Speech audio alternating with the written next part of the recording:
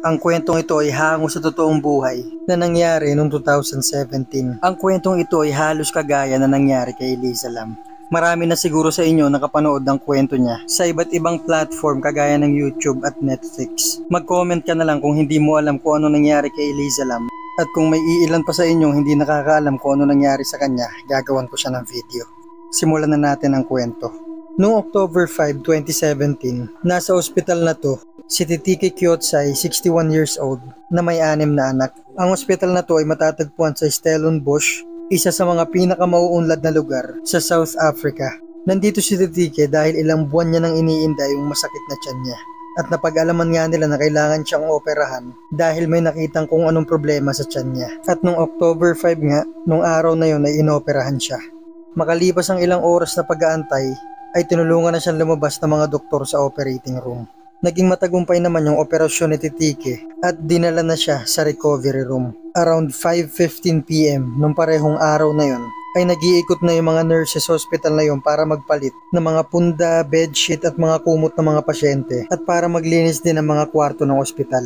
At isa na nga dito yung kwarto ni Titike. Yung isa sa mga nurse ay natoka naman sa kwarto ni Titike. May tulak-tulak siyang cart gaya ng alam natin kung saan nakalagay yung mga punda, kumot at mga bedsheet nila. Pinarada niya to mismo dun sa pintuan ng kwarto ni Titike. Pumatok na siya dito at pumasok para maglinis sa kwarto nito.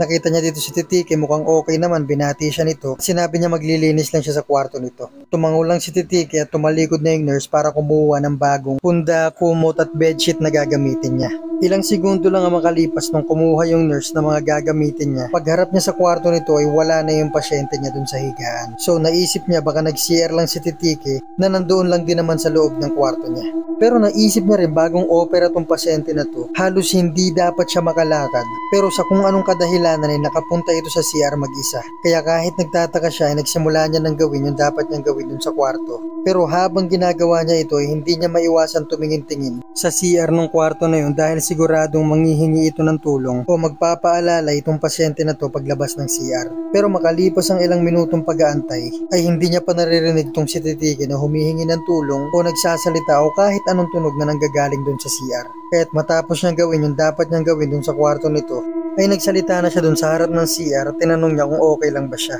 Nung wala siyang narinig dito ay nagsabi na siyang papasok na siya. Ngunit pagbukas niya ng pintuan ay wala dito si Titike. Hindi niya alam pero bigla siyang kinalabutan nung makita niyang walang tao dun sa CR dahil walang ibang pwedeng puntahan tong pasyente na to.